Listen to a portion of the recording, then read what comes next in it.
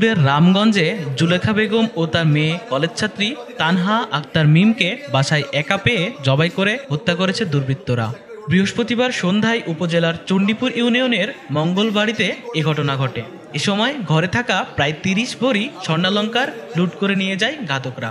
নিহত জুলেখা রামগঞ্জের সোনাপুর বাজারের ক্রোকারিজ ব্যবসায়ী মিজানুর রহমানের স্ত্রী। তার মেয়ে মিম রামগঞ্জ মডেল কলেজের এইচএসসি দ্বিতীয় বর্ষের ছাত্রী। পুলিশ ও স্থানীয়রা জানায়, মিজান সোনাপুর বাজারের বড় ব্যবসায়ী। বাড়ির পুরুষরা সবাই বাজারে ছিল। বাড়িতে মিজানের স্ত্রী জুলেখা ও মেয়ে মিম একা ছিল। সেই সুযোগে দুর্বৃত্তরা বাসায় ঢুকে মা মেয়েকে জবাই করে হত্যা করে।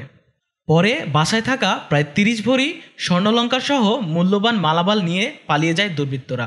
বাজার থেকে পরিবারের সদস্যরা বাড়িতে গিয়ে লাশ বাসার মেঝেতে পড়ে থাকতে দেখে। এ সময় তাদের চিৎকারে আশেপাশের লোকজন ছুটে আসে। কত 10 বছর 5 বছর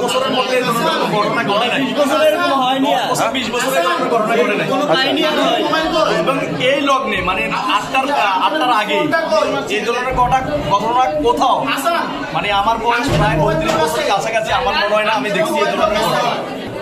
আমি তো এখানে ছিলাম না, আমি এলাম বাড়িতে। আমি খবর পাই এখনই মাত্র ঢুকছি। আমরা শুনছি চিল্লাচিল্লি করে মানুষের, আমি এখন আসছি। এখন আসছি মাত্র এখানে আসছি। আমার সম্পর্কে আমাদের আমার শাশুড়িকে উপায়ে মনে হয় স্বর্ণালংকার সব নিয়ে গেছে।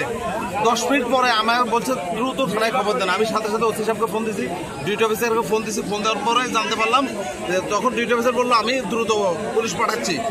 10 মিনিট পরে আমাকে আবার আমার এই মামুন ছোট ভাই খাদিমসুর মালিক সে আমাকে ফোন ধরে বাইরে আমার শাশুড়ি আর শালিকে জবাই করে দিছে।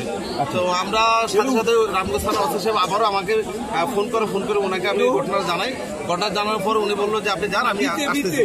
তো উনিও আসলো, আমরা তার আগে আসছি। আমরা আসি এখানে দেখার পরে দেখলাম যে ওনার মিজান রামগঞ্জ সোনাপুর বাজারে ব্যবসায়ী অনেক মিজান কোকারিজ সবাই ওনাকে এক নামে ছিলেন মিজান কোকারিজ। ওনার যে এই উত্তর চণ্ডীপুর যে মঙ্গলবাড়ির যে ওনার যে দ্বিতল বাসা, দ্বিতল বাসা, দ্বিতল বাড়িতে মাগরিবের নামাজ থেকে মানে এশার নামাজের এই মাঝামাঝি সময় যতটুকু মনে পড়ে যে ওনার ছেলে যে ফরাদ হোসেন রাব্বি এই সময় আসি দেখলো যে ঘরের সব নিচতলা সব এলোমেলো, মাকে এবং বোনকে খুঁজে পাওয়া যাচ্ছে না। সে উপরে দোতলায় যায়, দোতলায় গিয়ে দেখে তার মা এবং বোন রক্তাক্ত অবস্থায় রুমের দোতলায় একটি রুমের ফ্লোরে পড়ে আছে। ওর মার নাম হচ্ছে জুলেখা বেগম এবং বোন হচ্ছে তানহা মিম রামগঞ্জ মডেল কলেজের ইন্টারের শিক্ষার্থী।